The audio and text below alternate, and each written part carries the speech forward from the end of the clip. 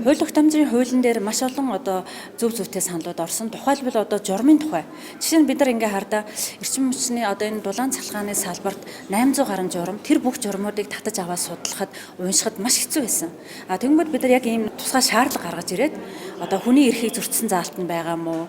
За хуультай зөрчилдсөн заалттай эсвэл хуулиас давсан заалттай журмууд байгаа мó гэдгийг бүр ийм шалгуур үзүүлэлт гаргаж тэрнийхээ хүрээнд тэр журмуудыг скан хийж үтсэн гэсэн үг.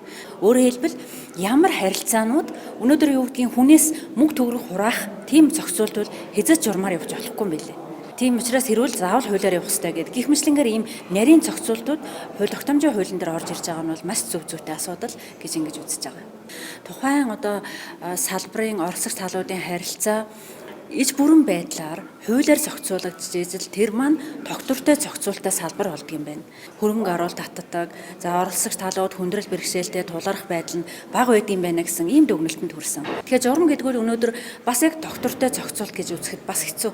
Яг тэгвэл маргааш ирэхэд тэр журам өөрчлөгдсөн байдаг. Эсвэл маргааш ирэхэд нэг шинэ журам гараад ирсэн байдаг. Тэгэхээр ийм тогтворгүй зохицуулттай салбар руу хинч хөрөнгө оруулахгүй, ийм тогтворгүй зохицуулттай салбарт өнөөдөр оролцогч талууд хүндрэл бэрхшээлтэй тулгарх нь бол зайлшгүй юм байна.